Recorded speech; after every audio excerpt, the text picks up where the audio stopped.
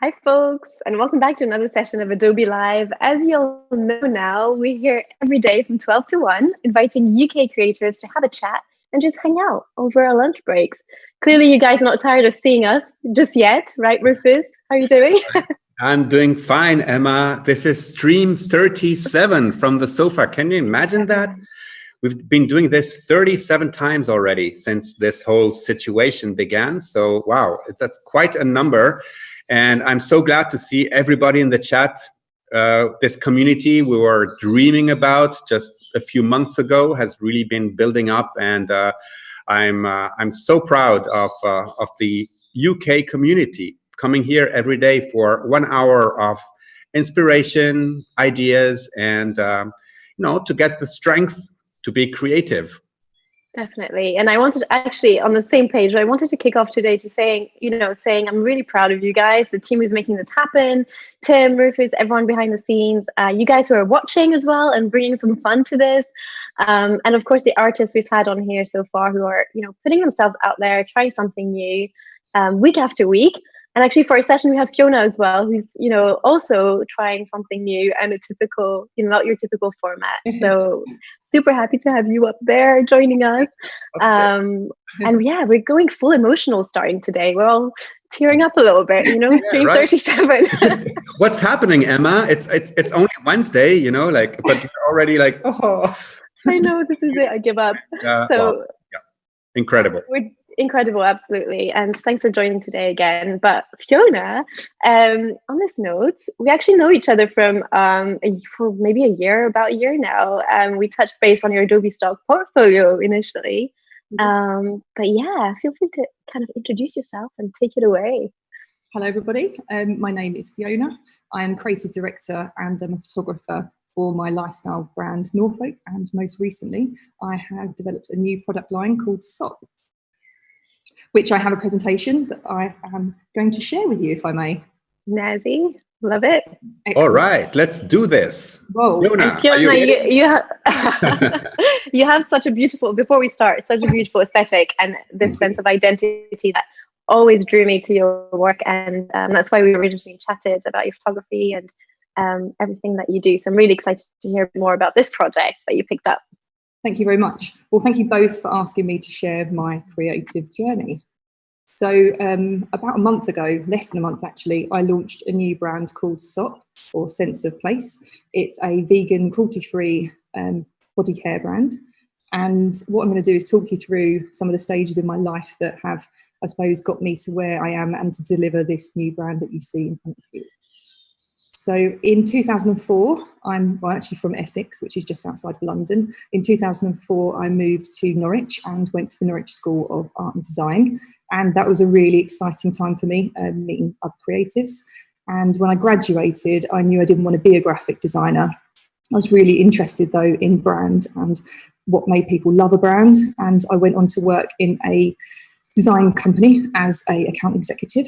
I then moved to The Click, which is an award-winning brand consultancy that my husband is the creative director of. He wasn't my husband at the time. And I went on to develop strategies for our clients. And I suppose that part really helped influence me and encourage me to do the same for myself. So in 2013, I had my son, Stanley, pictured here. And 2 years later, I have my notes here, so I'm just going to be honest, I'm going to check those. In 2015, we launched Norfolk, and that is a design-led lifestyle brand. When I had Stanley, I realised there was a real lack of design-led children's wear in the market, which I felt that we could fulfill. And I launched this via Instagram. I asked the people that followed me to share some of their stockists that they thought would be interested in reselling Norfolk t-shirts and jumpers. And at our peak, we had 70 retailers across the world. We were selling in the Middle East and Asia, and that was me doing all of that. I didn't package them out. We had a warehouse. That was a really, really exciting time. I learned a lot quite quickly. We didn't have a distribution set up when we launched, and suddenly we had quite a lot of product in our living room and had to work out how to get that out. So we soon moved to fulfillment. And then around 2016, 17, I had several investors that were interested in the brand, but one in particular that I'd been meeting with quite regularly to discuss things like your profit and loss, margins, general business concerns, because whilst I'd run a company, it was in the service industry, hadn't run product-based business before, and we would regularly, I suppose, discuss what we needed to work on. He was really interested in taking shares in the company and scaling it up, which sounds wonderful in principle. Everybody was like, this is fantastic, you can be a millionaire, this is incredible. But as I sort of thought about it, it mean introducing seasons, and that's sort of something that is a bit of a gamble from the perspective that you have to put money in, and it may not be something that people want. But then also there's the potential that there'll be surplus products, and I don't really believe in, not that this necessarily could be fast fashion, but I don't want to create waste. So after a lot of kind of soul searching, I decided that I'd politely decline his kind invitation to take shares, and I suppose reduce the children's wear and focus on other creative pursuits. And everybody thought that I was mad, Bobby, my husband. And Fiona, to interrupt you as well, I think something that we chatted about a couple of weeks back as well is that you're a risk taker and you've taken a lot of bold decisions, and this is already coming across in your background. And you're mentioning this kind of starting into the business world and some of the challenges that you might have faced, because your background is, as you know, a creative, right? You have a graphic design background, if I'm not wrong. So that must have been quite a journey as well, just making those decisions a bit blindly at first as well. Absolutely. Well, if I can just show you here, I have a tattoo that love that. There is to do, which is, forgive me, but I support Tottenham, and that's it's Latin. The Latin says "Order est facile," which is, I kind of think, what's the worst that can happen if you believe in what you're doing? You need to kind of follow suit, and you get one chance, one opportunity at life. So I just wasn't prepared. I suppose that makes me sound selfish, but I wasn't prepared to do something I didn't want to do or believed in. So I told Bobby I didn't want to do that, and my friends, and they obviously said, "What are you going to do now?" And I said, I'm not entirely sure. But during this time, I'd been commissioned to do photography for people regionally. And the first shoot that I did for a client, I won't say who it is, I didn't know about shooting in RAW. So I just shot everything in JPEG. I mean, it was just absolutely fly by the seat of your pants. And I really enjoyed that. So that was really what I did over the next couple of years. But before we go any further into that, I thought it might be useful to see a brand video that we did, which is, about 2015 now, that shows you a little bit about Norfolk and how it's about the people of the county. Let's do that. Tim, I think you have the video. You can take a look at it.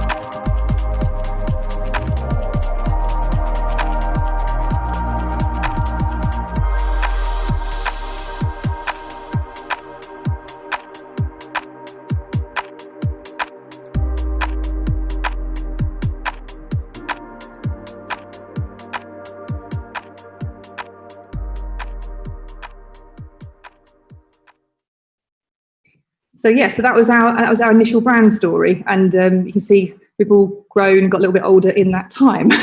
So these are some of the products that we have in our store, and I think the middle product, which is our perpetual type calendar, probably embodies most of my values, because it's a different typeface for every number and every date in the month.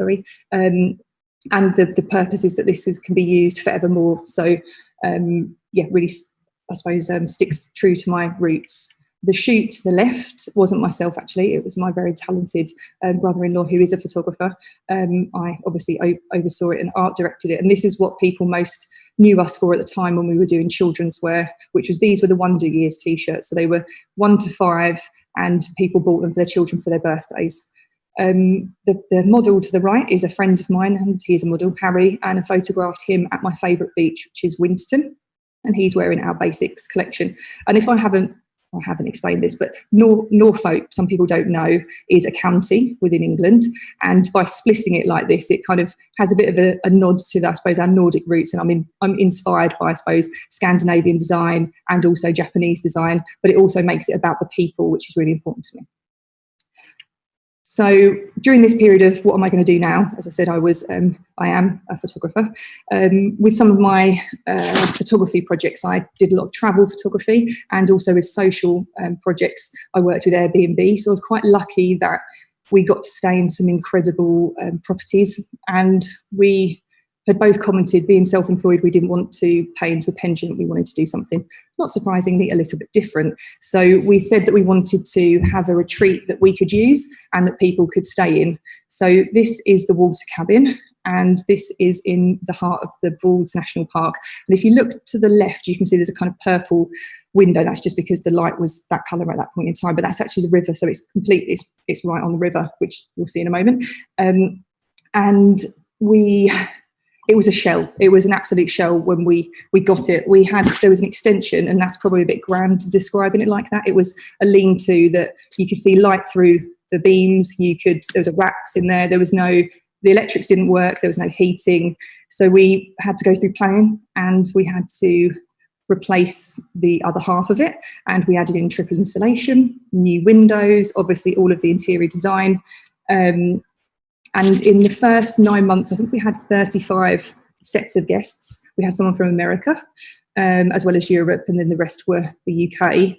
And I'm proud to say that I think we're triple or quadruple super hosts on Airbnb. And I have a little video that shows you, if you didn't believe how bad it was, you can see a little bit of what we did to get it to this point.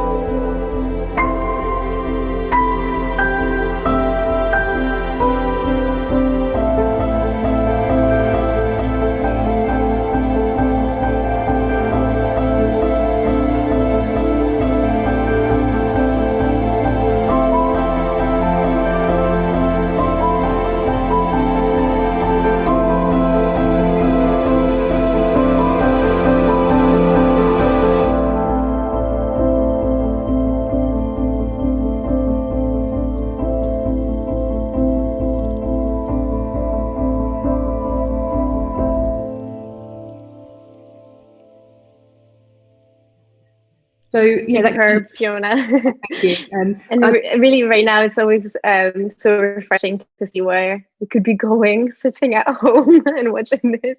But we already have some questions from the chat, and I just want to pass that on because we're really talking about creative process and risk taking. But we have Corey, for example, who's saying, I always wanted to start my own brand, and was that something obvious to you in terms of starting with the kind of children's wear, or even starting this project? You seem to be dipping your toes into so many different creative areas and applying your creativity, right?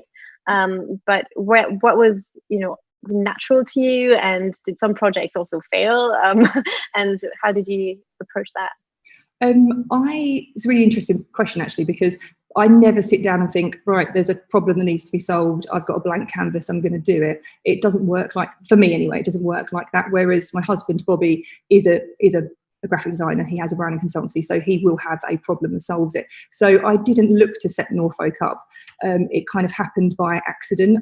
We were trying to, I haven't mentioned this, but we were trying to buy a different property, and for various reasons that fell through, and I decided to call it Norfolk, and that was just before we did the kids wear.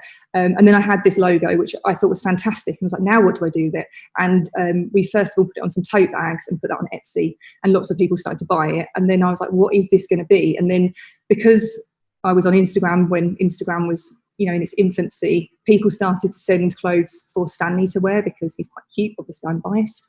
And I saw that there was a real potential for starter challenger brands to do things differently without the funding and I didn't have to put a lot of investment into it. And I would say to anyone setting up a business, you just need to, obviously, I think you have to wholly believe in what you're doing. There's no point, because there's going to be blood, sweat and tears involved in it. And when it's 2 o'clock in the morning and you're doing it, you don't want to resent what you're doing. So I think you have to love what you do.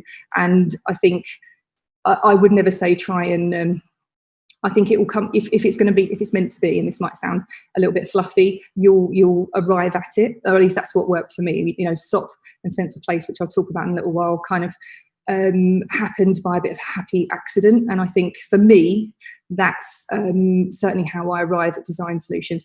As for things going wrong, definitely things go wrong. My dad, who I think is watching, he said, hi dad, he said, in life, things will go wrong, and you'll learn more from mistakes than you do from things going right. And that it's really important that hopefully, he said, it just won't cost you too much. So I think with all of the decisions that I make, there's I am a risk taker, but I guess I must be, there's an element that I just hope that it doesn't, it's not too costly. So actually, this is a bit off track, but with SOP, as a photographer with our current set of circumstances, all of my work was obviously cancelled because I can't go out and photograph people. So I've been developing Sense of Place, or SOP, for about 18 months. And I had this point where I was like, do I launch this now in these uncertain times, or do I get a job because I need some level of income? And so I spoke to my accountant, and they said, take a job. And then I spoke to a few other people, and they said, get a job. And I ignored them because that's what I do. And I love that. Yeah, we'll see. The truth will be whether this pays off. But But you did ask for advice. I did. And then I thought actually with the accountants, their job is to be cautious. So I respect that that's their opinion. But then I also know some people need to take risks, and that the world needs this balance of people. I can't do accountancy. That's why I employ these people. So I decided to, instead of, my plan initially was to carry on photography and launch SOP, but with no income, I decided I could just use the last of my money to kind of launch it. And that was my, I suppose, my risk. And so far, it seems to be paying off. We've got 3 stockists, one in Hong Kong, one in Japan, and then in the UK. And we have been approached by an incredible PR company who represents some really interesting creative people who I'm just beyond excited to be working with someone like that understands. I wouldn't even know how you would kind of position SOP, but it's I suppose there's an element that's luxury, but it's quite restrained and it's really minimal. And the brands that this particular firm work with, we sit really well alongside. As a ceramicist, there's a nail polish company, and I'm really excited to be, I suppose, sat alongside those businesses that I really respect. So I think and we can really sense the kind of excitement you have, and I'm excited to dive into SOP as well. But I feel like we're already inspiring people in the chat, Rufus, and people have gone really deep with their message today. So we have Robert, who's saying there's difference between living and merely existing. So, plenty of food for thought today.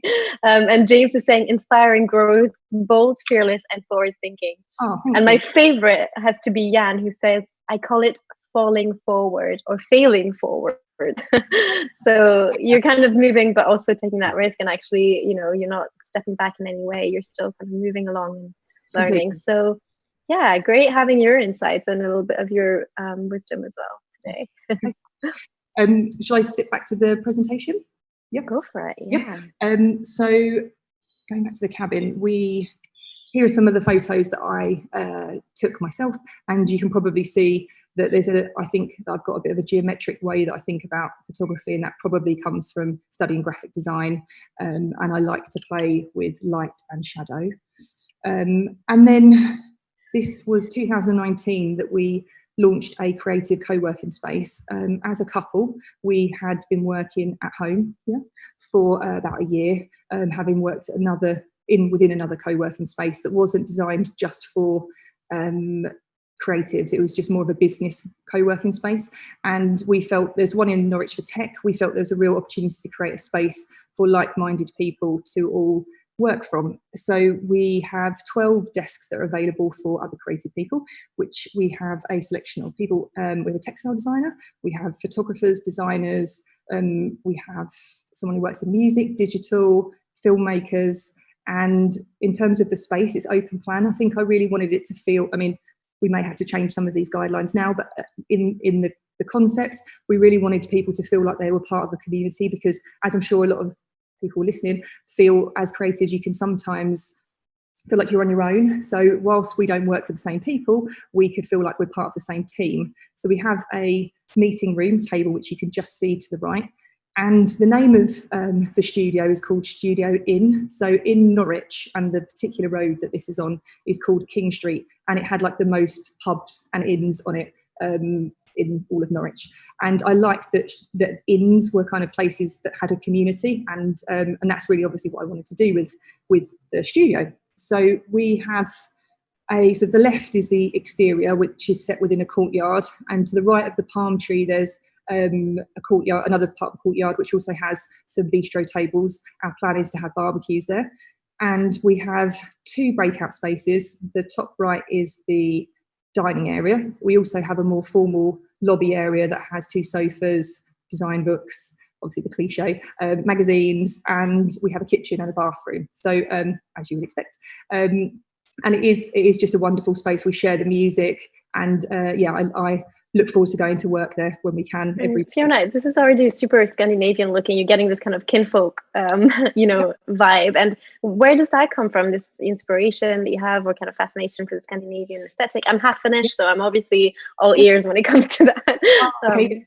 Well, I think what it is we had a chat before this started. I am someone that's quite a busy person. I have quite a lot of thoughts in my mind, and I really like a space that's quite clean. And I find that really calming. So it almost is, that's the canvas for me to have my creativity. So our home, despite the fact our child will get all of his trains out, is relatively minimal, and the same with the cabin. So I think creating a serene, calm workspace just enables me to be as creative. So I think I like natural colours, because I think that naturally makes it more calming. And obviously, I mean, the thing that you won't know is everything is done on an absolute budget. So obviously we've got plywood there. All of the desks and chairs are from IKEA. I painted the walls myself at like midnight to get it done and turned around. I made all of that furniture that you can see in there, and I got the blisters for it. And the same with the cabin. It's they are like really our babies, all of these spaces, and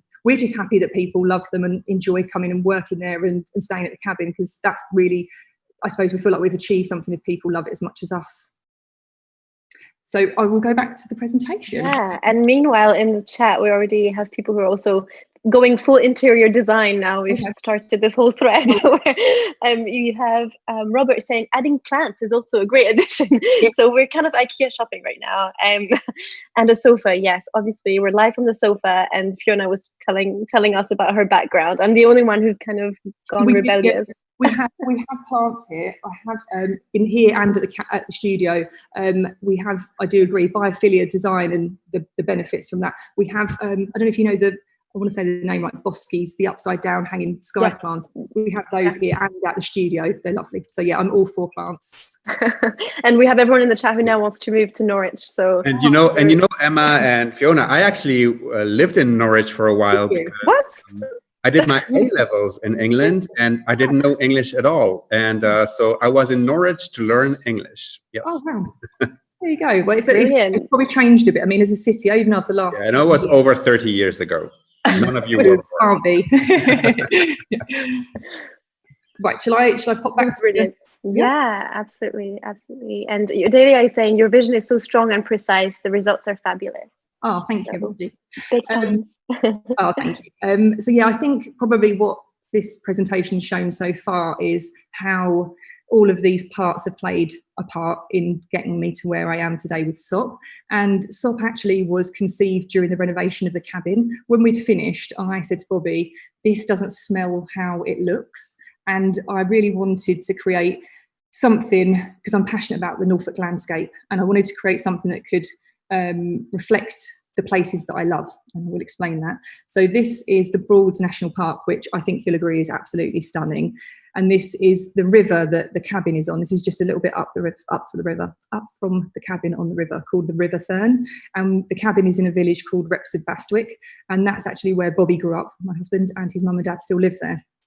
So in explaining the concept, which is sense of place, I think in a globalised world, it's really nice to also celebrate the bits that make counties or places unique. So I have played upon the Norfolk dialect, which obviously I'm not a Norfolk person, but I think it's beautiful.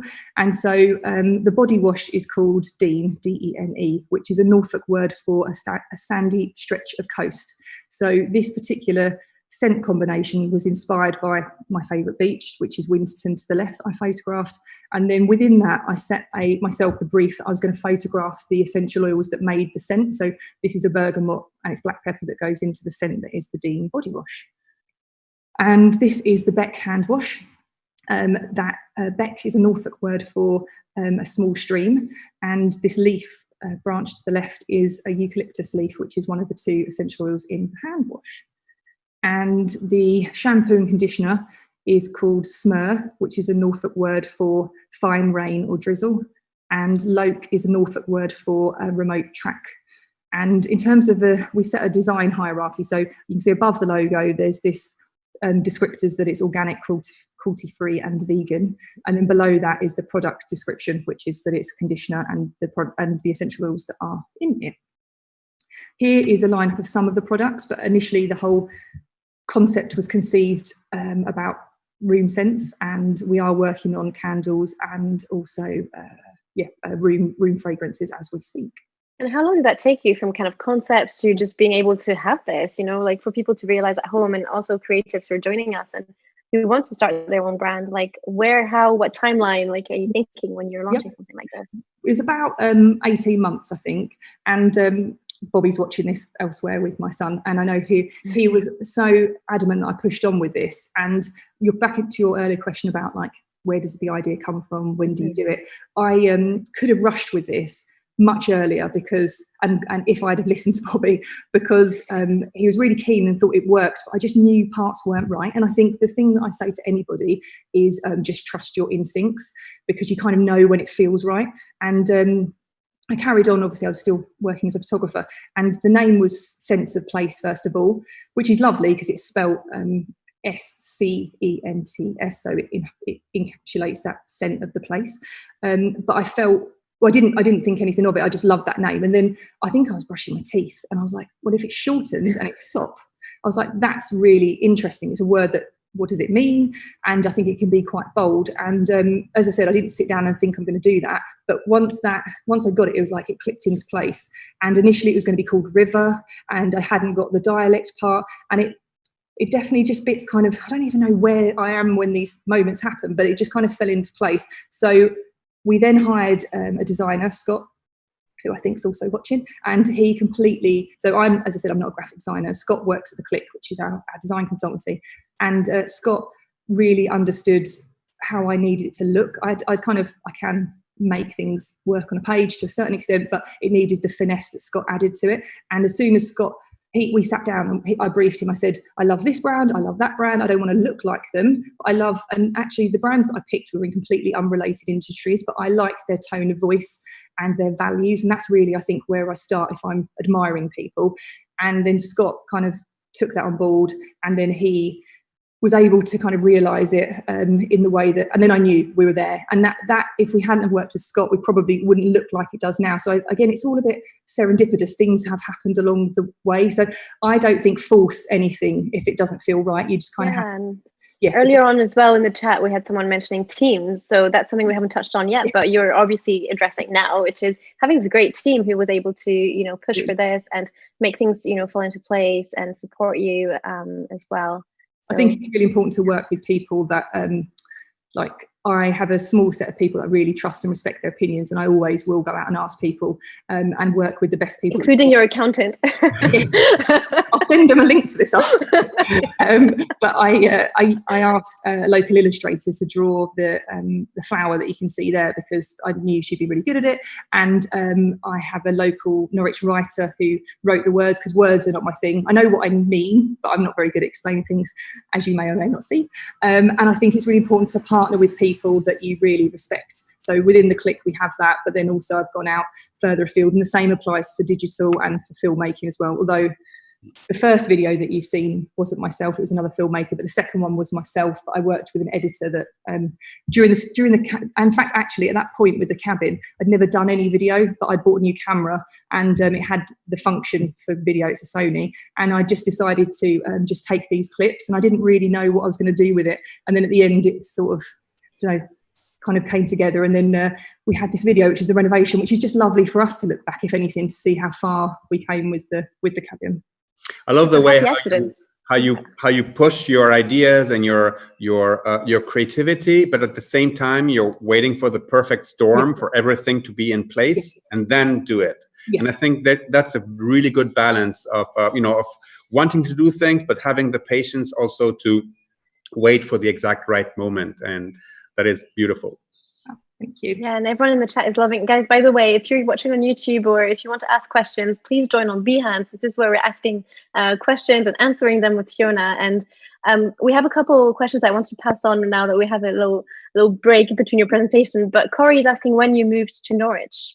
Oh, well, actually, I think I've fibbed in this. I've said 2004. So I kind of moved about. My mum moved to Norwich when I was 17. Then I did sports science here. Totally unrelated. I was going to ignore all of this. And then I hated it when I did it as a degree. And then I moved back to Norwich and went to the art school. So I think I kind of feel like I properly moved here in 2004. But I was here at college a little bit before that. So I think Norwich is definitely home, although I have a little bit of a, I suppose, south-easternly accent. But yeah, Norwich is definitely home. And anyone that's thinking about relocating that's in the UK, I really think I live in a really lovely city. What's beautiful is the beach is like 25, 30 minutes away from the city centre. So you've got the benefit of being in city, and then we're on the train. I'm particularly close to the train line, so we can go to London. It's a really upcoming creative city, and I think that's a testament a lot to the art school, which is now actually a university that I went to. I mean, not because I went to it, but yeah, I think it's a really good, an incredible institution that we have here in the city. And this is quite a big decision, right? And we're seeing people in the chat going away about location as well, because there's costs associated to that, there's risk associated to that, and some people saying that London is a great creative hub, but that's also really tricky to kind of settle and find inspiration in a place that's kind of saturated. Yes. So you also had to take that risk in terms of branching out and maybe settling somewhere. Yeah. Well, it wasn't really a conscious decision. I'd always thought I was going to live in New York, but I've ended up in Norwich. But I ended up having that first job, and then the second job when I joined the Click, and then met Bobby, and Bobby's a complete homeboy, and it was like, we're going to be living in Norwich now. And I'm really happy that we have. But what I think my point to people that maybe don't live in London, don't feel that you necessarily have to be in London to succeed, because with social media as it is, you really can connect with people like I have with Emma, with people all over the world, if people really like what you're doing. And I think I may or may not be saying what uni teachers would say is, but I think, do you know what, pursue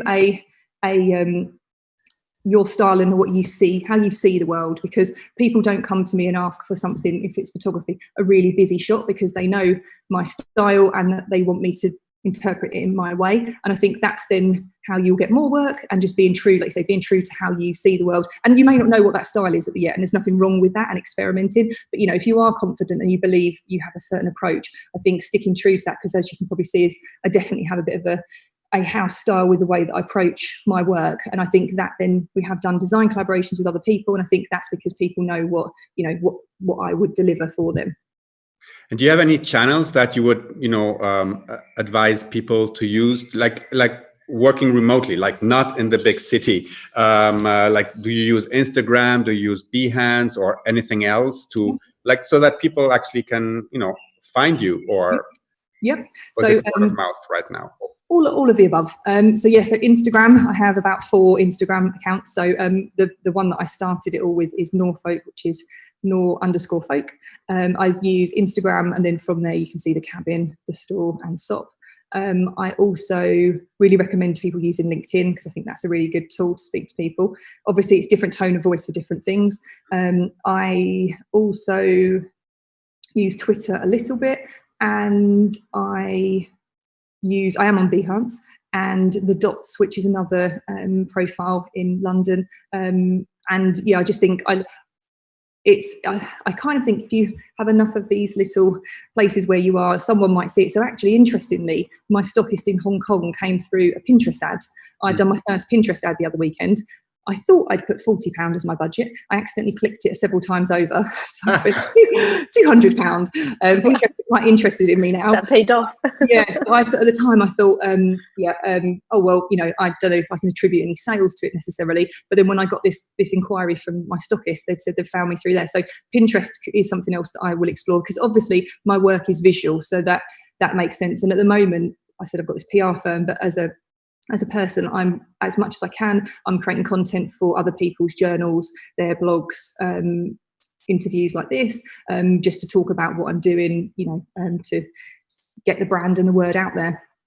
That's great. We're getting all these little business nuggets as well of how you connect to different creative communities, and this is what we're doing here, I guess, as well. So perfectly relevant. And this transitions perfectly with Jackie's comments, who's saying, I would love to have more creative spaces with a communal space. I've dreamt of it for years, but don't have the money to make it happen. So we've mentioned this kind of cost to setting it up, but these are all great creative communities to be a part of right now online, especially given the current situation where you can get inspiration for free and also try and monetize your work and get a little bit of return.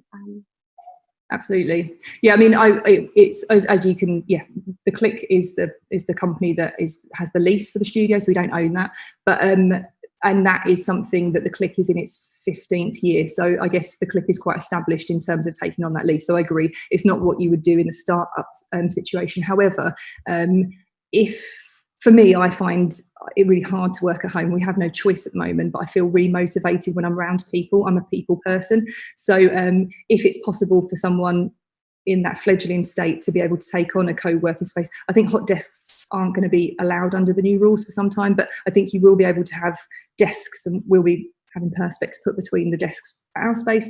But I think I think when the time's right, that would be a useful route for people to take, because I think we've got people in there and other graphic designers, and we will talk about what we're working on, and that really is quite helpful to get another person's opinion. So it's kind of, again, a bit like, yes, it's a cost, but then if you're getting some free support from it, it's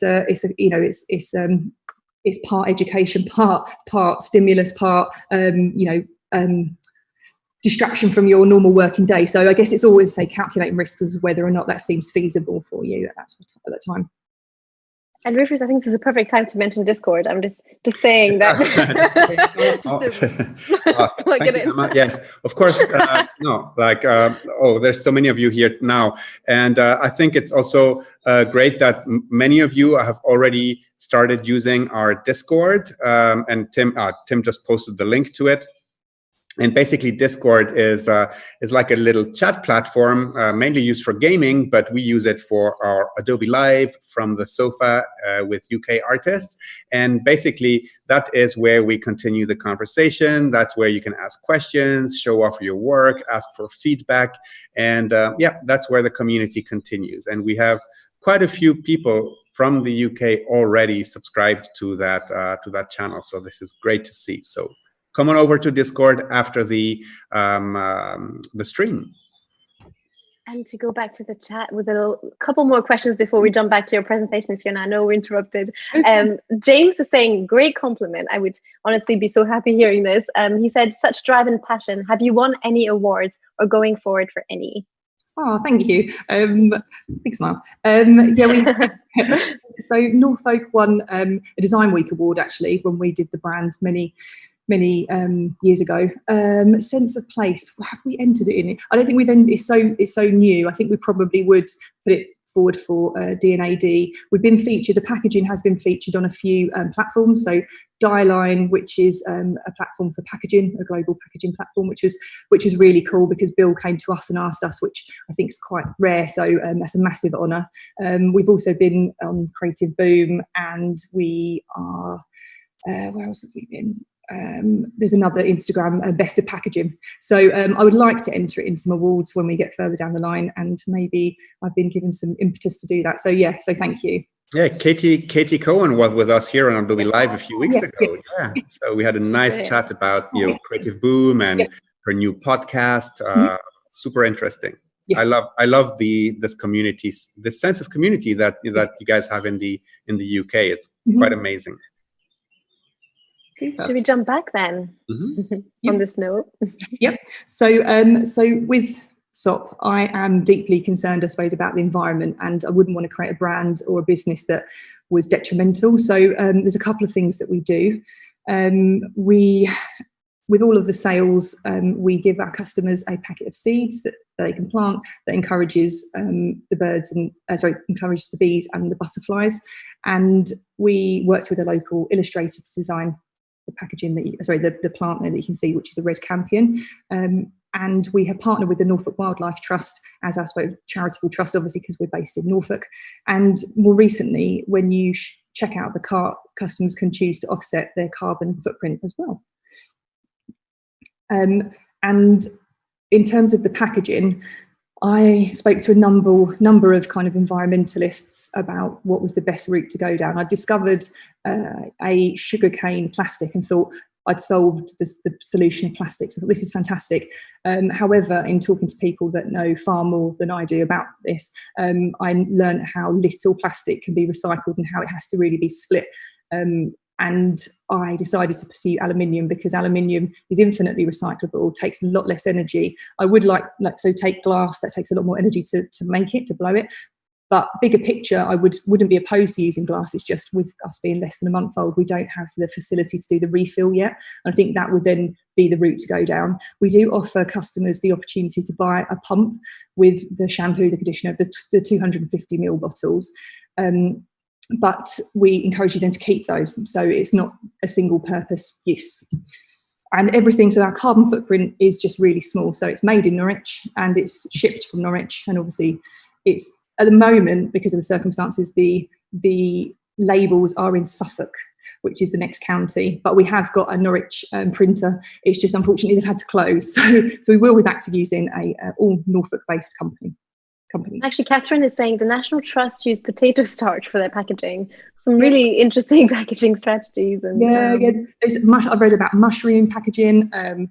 Our bags actually that we send, so we send our products in a biodegradable double-walled cardboard box, and then that's with a biodegradable bag. So actually, and actually the cardboard that is biodegradable, that's already been reused. That's recycled and biodegradable. So as you said, I'm really interested in learning more. I've got a couple of books that have come through about packaging and recycled, because that's something that I think it's like an essential. If you're going to be starting a business now, you need to be thinking bigger picture about your impact on the world.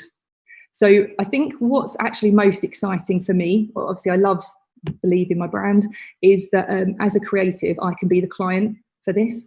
And so I set myself projects and briefs. So this shot here was me photographing the grapefruits that's in one of the products.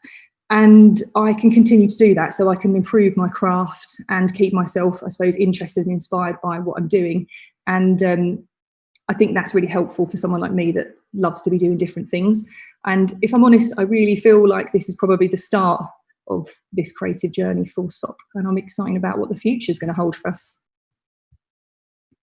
So much content you've covered, which is great. And I want to just dig to every single thing you mentioned, because we have a lot of people joining who had questions about creative process and how you got started. And I absolutely love that you mentioned photography as well, which is something that you started and you were able to bring him back in SOP, and its branding and having that personal touch, which is yours. Because I also think you could go, around hiring who knows how many people and building out this team right now and getting it quite diluted. So it's great that this is something that you're personally involved in. And I think I said to you, Emma, actually, so one of the shots I'd planned to do was to photograph in a bathroom, and I don't like our bathrooms. And obviously at the moment we can't go out and into anyone's homes. So I spoke to my friend who's a carpenter. I haven't got that here actually to show you, but he created basically like a shelf, like inset shelf, and I accepted it from him in distance, and we carried it upstairs, and I painted it. So it was a lime wash to kind of, it looked a little bit like plaster, like exposed plaster. And then that's now, I've got that as a backdrop. It's quite a big thing. And I can now paint that again to get another look. So I think whilst these are challenging times, it's also quite exciting for creative people. I'm not dismissing the gravity of it, but I'm saying from a creative perspective, I find when you have more constraints, you kind of become more creative. So it's like, well, I could sit here and think I can't do this, or I could think, how can I solve that problem? So I think I think it's all about taking what you've got around you and seeing what you can do. And this is all from inside my home with my family around. So Absolutely. And I think something I have real admiration for is your general attitude. And we talked on the phone a few weeks back, and you're taking these challenges in the current situation in your stride and saying, this is the source of inspiration, I think, for everyone watching today, is just that you kept going and you asked the accountant and you saw the situation that you were at home and you have your family there, and what can I do? And I still want to go ahead and launch this brand because this is my goal. And I think that's why, we also really wanted to have you on today and share some of that story. Did you have something to say? No. I was going to say, I'd like to sit here and say that it was like, I actually didn't really have a choice. Without getting into too much detail, the government support being a limited company, I didn't have the option. So that really led me to the two decisions. It was either I try to take a job, and that means all of the work that I've done is now put on hold, or I just give it a go. So I guess if someone's in a situation where they are employed by someone and they're either working or it's a big step, I get that. I don't want to come across as in like I'm some sort of legend for doing this. I really didn't have a choice. I was kind of like, it was one of two choices, and I felt like I'd come so far with SOP. It was really now or never. And I also felt that with what we'd done was that the brand has integrity, and I'd hoped that people, so I'm a mum, my sort of treat is really, when Stanley's gone to bed, I have my me time, and I hoped with this and when we get the candles that there'll be other people like myself that feel they want a little bit of time to, I suppose, self-care for themselves. So I felt that there was hopefully a need and demand for it. So I don't want to sit here and sound like, I knew exactly what I was doing. It was, I didn't really have a choice. And it looks like you know what you're doing. I don't really. I mean, it looks all watertight to me. Okay. We have a couple of questions from Sean, for example, who's asking a bit more about your photography background, and is saying you are a natural light shooter, right?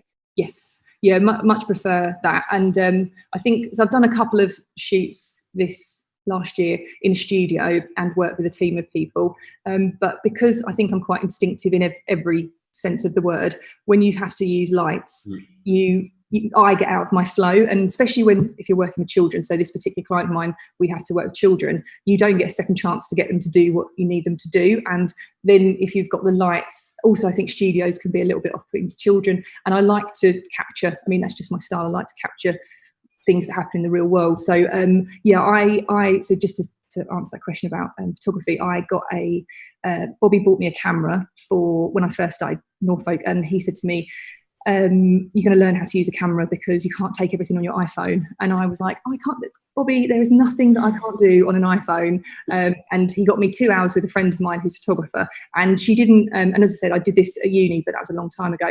And I said to Tatum, I was like, how do I photograph these black and white t-shirts So she said, what we're going to do is we're going to put this on a wall, and I'm going to get you to work out how these three things work together to expose it correctly. And so I didn't come at it from a technical perspective. I just kind of felt what worked.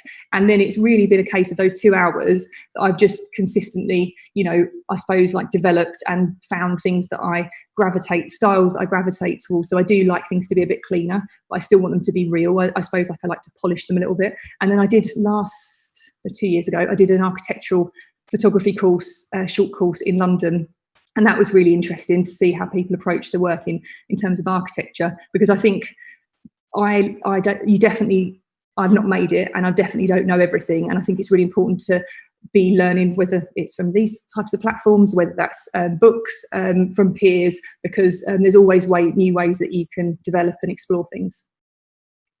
Brilliant, plenty of tips. I'm going to have to hop off and go to our French stream now, apparently, right, because time's been flying. But I'll leave you to it because there's plenty of more questions to touch on in the chat. I have a few more questions for you, Fiona. Yes. So Emma, I'll see you on the French stream. Yep. See you on the other side. I'm traveling. Yeah, thanks, Fiona. Thank you so much.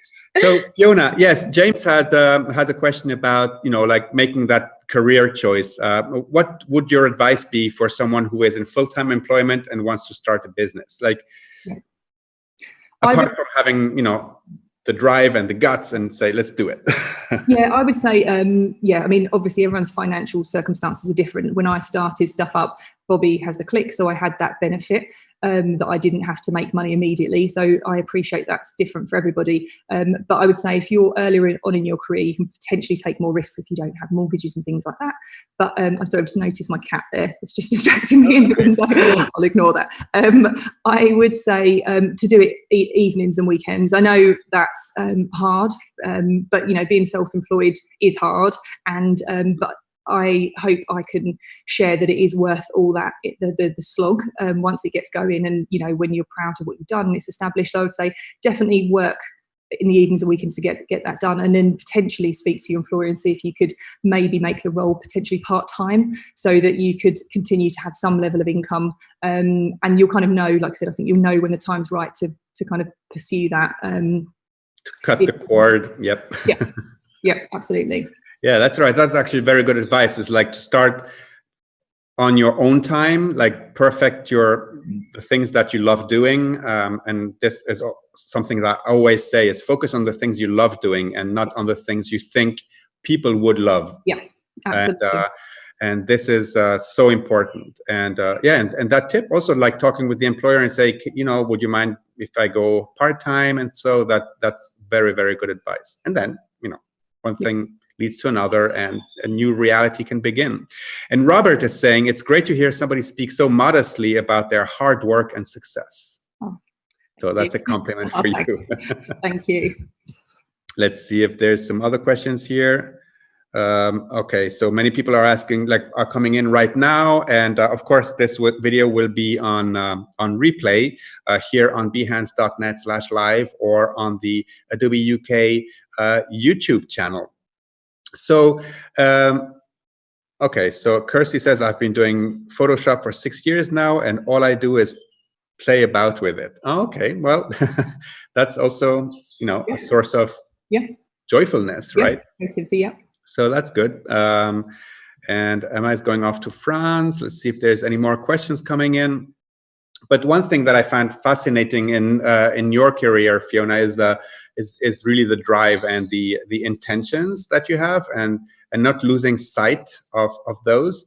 And just doing it, you know. And I love that SOP thing. Thank you. Yeah. I think, do you know what? I think part of it is that I've always felt that people, I don't know whether this is right or wrong, being female, have kind of underestimated me. So I think there's this kind of, like, coming from Essex, as I said, and my accent's definitely not as strong as it was, but people, I've kind of wanted to prove people wrong, not in a arrogant way, but when people said things couldn't be done. And actually, interesting, this is a point, when I was working on SOP, I went back to that first investor who said to me that now that I don't want to work with him on the children's wear, he said, please bear me in mind for anything else that you do. Mm-hmm. And I went to him at which has been about 18 months ago, just at the start.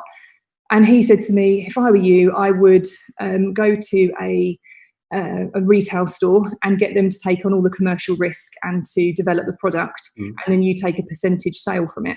And again, one of those, when James said that, and it sort of spurred me on to do it, because I thought, I don't want to make it for someone else, I want to do it for myself. So I then spent the next 18 months working on it, bumped into him in a coffee shop, having seen him several times before, but not mentioned anything about SOP.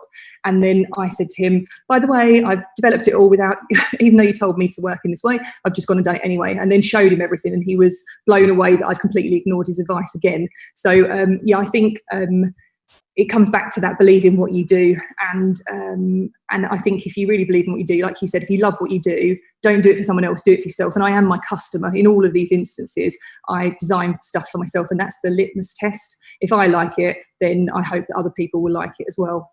Yes, or at least like-minded people, people who are, you know, the same, in the same, let's say, wavelength. Yes. And there's always somebody, and it's a big market. And Harry says, I think that Fiona has clearly shown that if you want success, that you can really have to put that hard work in. No pain, no gain. Nope, that's also something. Yep. Many people still think, oh, you know, I'm gonna do this. I'm gonna become a millionaire overnight. And no, and that I can also tell from my experience, that does not work. Only hard work and, you know, intention and never giving up will actually get you where you want to be, and in surprising ways. You know, you probably have been surprised many times by your success. You know, like you loved what you did and said, oh wow, that worked well. You know. Yeah. And it's so I feel at the moment it's so incredible that obviously people like what I'm doing, and then when you wake up in the morning, especially with the world being, you know, global, I don't know what's going to be in my inbox in terms of projects and invitations. Like, it still baffles me that I'm speaking to people on Adobe, because it's me, it's Fiona, and so I think that's what's so exciting. I genuinely love what I do every day, and I have to say, I think I'm really lucky that I've got like an incredible family, and I also have a real incredible set of friends who I know that are watching, 3 women in particular who are also self-employed, and 2 of which have children. And so having that group of people that can kind of understand the demands of being self-employed and having children as well, because it isn't easy at times, but I think it comes to me as like, things have happened in the last couple of years that's made me realise you get one chance with life. You know, every year is that year, as morbid as that sounds, you know, we're in the countdown, and I really want to make sure that I enjoy what I do every day. Doesn't mean that sometimes I'm not, you know, had tears and not been stressed, but I'm doing what I believe in, and I think I'm very lucky to do that, because I know there's lots of people that are kind of going through the motions with their work. So I think follow your passion for sure. And I think that leads me to my last question that I had in mind is, you know, you said it doesn't work every day, you know, like sometimes it's super stressful, and, you know, like you just let yourself down. And when I had my studio, it was like waves, you know, like ups and downs, and that's probably the hardest part. But one thing that I was wondering, how do you deal with like a creative block, or like when you think, this doesn't work? No, that does happen. I think most of my creative blocks come from when I'm sort of anxious about doing something, and I always have this vision of what I want it to look like. Not necessarily how it looks the final execution, but I know that I want it to be good, and I know it needs to be good, and I get a little bit intimidated by the process of doing it. And I've learned that sometimes I put that off because of that, for that reason. However, I've learned that if I just say, do you know what, I'm just going to take a couple of pictures, no pressure. I don't use film. I mean, I do sometimes, but not for commercial work. I'm going to take these pictures, and I'll just see how it looks. And then it's like anything. I think it's never as bad as it seems. And then suddenly I just get into that kind of free flowing. So that definitely works for me in terms of whether it's words or whether it's pictures. It's just I mean, obviously, if you were designing, if you're doing a piece of graphic design, you need to have an idea of where you're going. But I think in terms of photography, I had a project the other day, and I'm just gonna take a picture. No pressure, Fiona. And I think not putting pressure on yourself, because everybody, I'm assuming, is going to be a perfectionist and want what's best for what they're doing. And giving yourself a bit of a break as well at times is probably really helpful. This is great. And now No pressure. We have over 1,000 people watching the stream. So, but it's the end, so I can say it. So thank you everybody in the chat and those of you who are watching this stream. Of course, this is Adobe Live from the sofa. This is our 37th stream from the sofa since this whole situation began. And our intention is really to give you a daily hour of creativity, of inspiration, and to get you going, you know, in your creative activities, be that photography, graphic design, illustration. We're going to be here every day until this is going on. So thank you all for joining us, and remember that the conversation also goes on our Discord channel. Oh, Tim always anticipates my thoughts. It's like Tim is in my head. Tim just posted the link in the chat here on behance.net/live, yes, in this case, and that's where the conversation continues. That's where you can ask questions, show off your work, find other inspiration. So yeah, so thank you all for joining. Thank you, Fiona, for sharing your process, your journey, your incredible work and products. It's so many things that you've achieved, and this is great to see, and also how you approach these with, you know, with strength, courage, and let's just do it. You know? Thank you. Do you have any few last words for our audience today, or, you know? I would say, yeah, definitely. You just said strength and courage. I would definitely say just live by Tottenham's motto. What's the worst? And Dr. Pepper. What's the worst that can happen? So I say, get stuck in and give it your best, guys. Mm-hmm. Well, thank you, Fiona, and thank you everybody here from the community. See you on Discord, or otherwise tomorrow from noon to 1 here with UK artists. So bye, Fiona. Thank you so much. Bye.